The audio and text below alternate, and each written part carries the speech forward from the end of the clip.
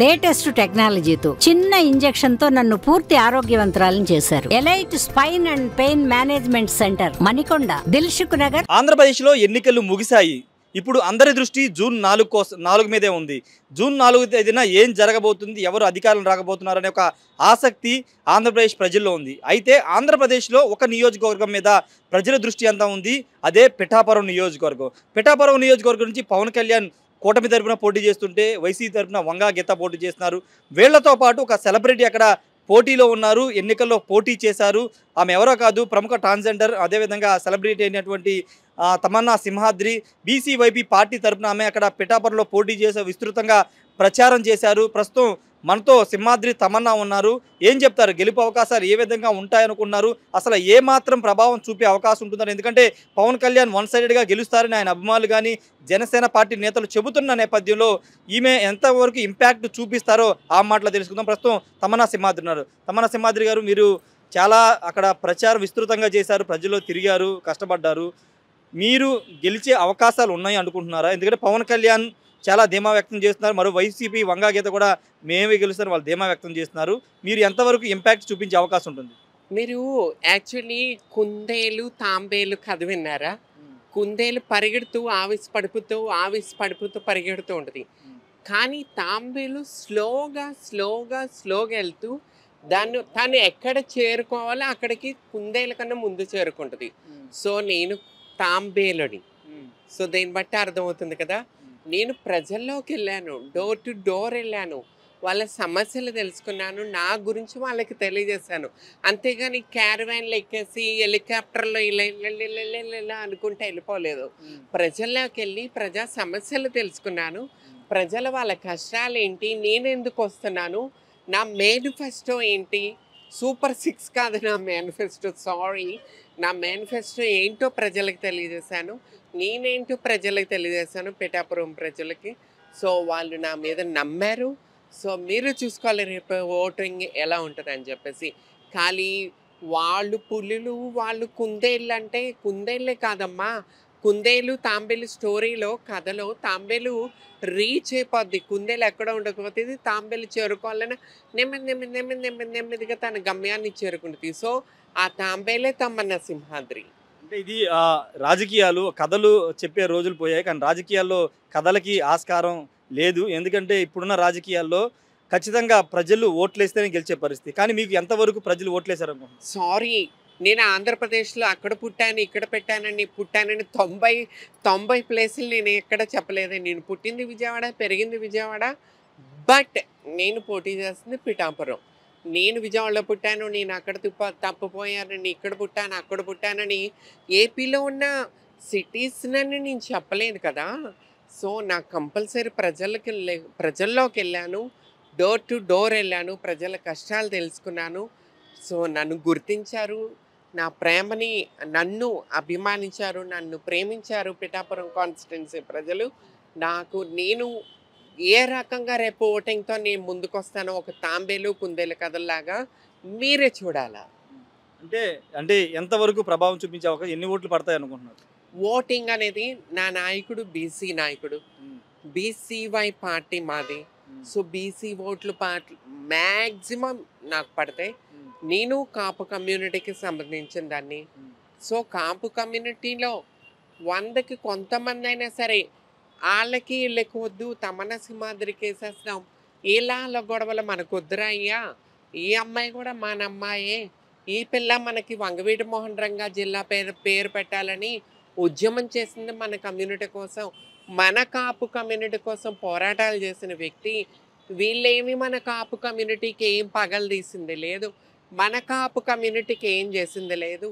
తమన్నా సింహాద్రి ఒక టైంలో జగన్మోహన్ రెడ్డి జిల్లాల పేర్లు మారుస్తున్నప్పుడు వంగవీటి మోహన్ రంగ విగ్రహం దగ్గర నుంచుని నిరాహార దీక్ష చేసిన ఒక ఉద్యమకరాలుగా, కాపు కమ్యూనిటీ నాయకురాలుగా నన్ను గుర్తించినాడు. కంపల్సరీ కాపు కమ్యూనిటీ వాళ్ళు ఓట్లేస్తారు, బీసీ కమ్యూనిటీ వాళ్ళు ఓట్లేస్తారు.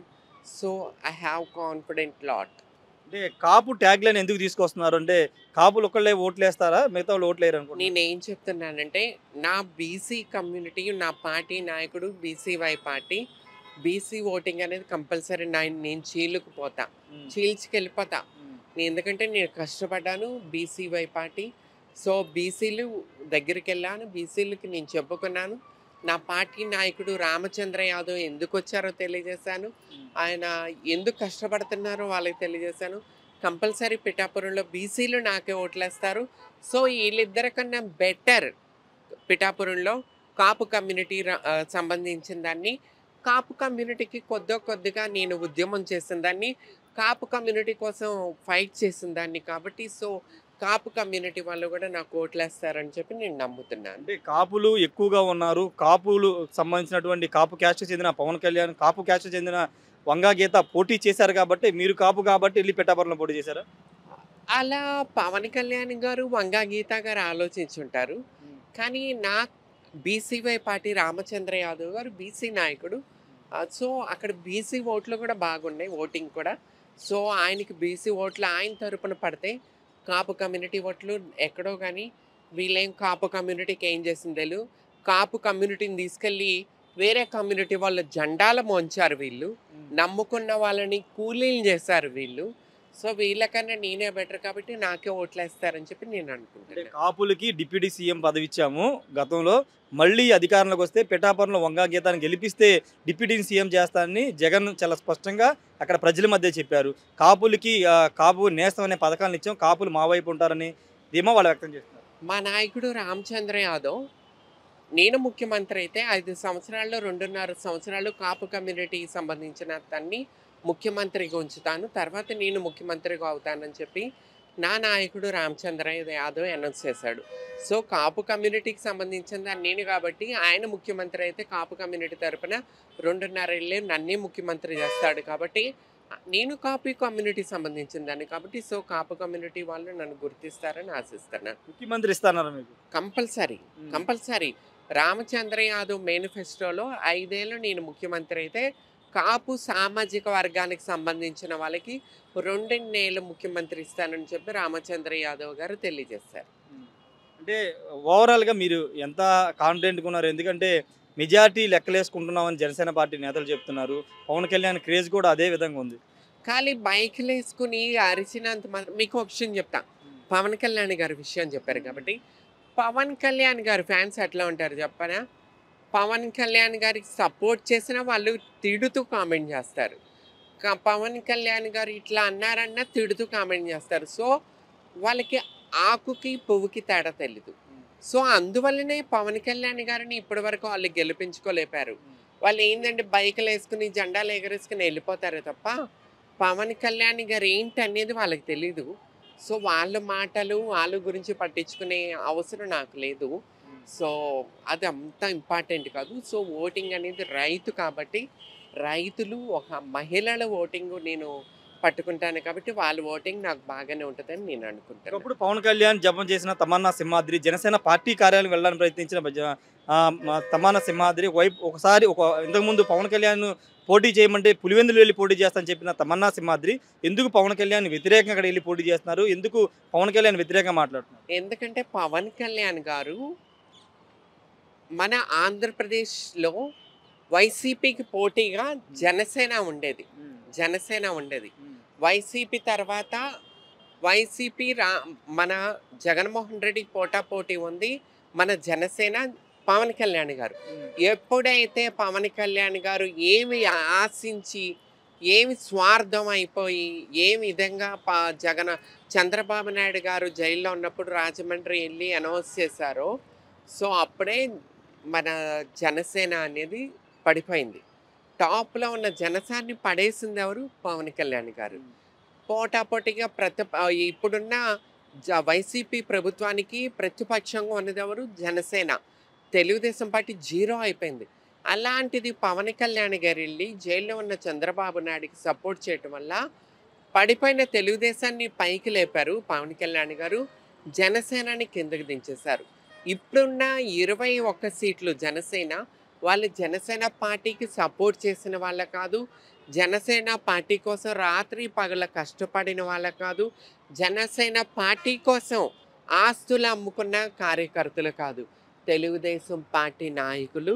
వాళ్ళు లాస్ట్ టైంలో కండవాలు జనసేన కండవాలు కప్పుకుని జనసేన టికెట్లు 21 సీట్లు జనసేన నమ్ముకున్న వాళ్ళందరూ ఈ రోజున కన్నీటి చుక్కలు పెట్టుకుని నాశనం అయిపోయినాయి. ఆస్తులు అమ్ముకుని, పొలాలు అమ్ముకుని, నేను ఎప్పటి నుంచి ఇదే వాయిస్ చెప్తున్నాను.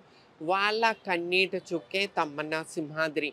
నా కాపు కమ్యూనిటీ ఆడపడుచులు, నా కాపు కమ్యూనిటీ అన్నదమ్ముల కన్నీటి చుక్కే ఈ తమ్మన్న సింహాద్రి. ఓకే, గెలుస్తా నమ్మకం ఉంది అయితే. కంపల్సరీ. ఆ కాన్ఫిడెంట్ లేదే నేను ఇప్పటి వరకు ముందుకు రాను.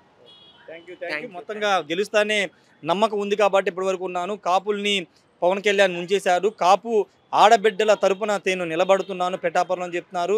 ఖచ్చితంగా బీసీలు కాపులు తనకు ఓటు వేస్తారనే బలమైన నమ్మకం తనకు ఉందని తమ్మన్న సింహాద్రి చెప్తున్నారు. Camera person ప్రసాద్తో Rayesh RTV Vijayawada నుండి. మరిన్ని వీడియోస్ కోసం ఛానల్ ని సబ్స్క్రైబ్ చేయండి. లేటెస్ట్ అప్డేట్స్ కోసం వాట్సాప్ ఛానల్ ని ఫాలో చేయండి. అండ్ లింక్ డిస్క్రిప్షన్ లో ఉంది.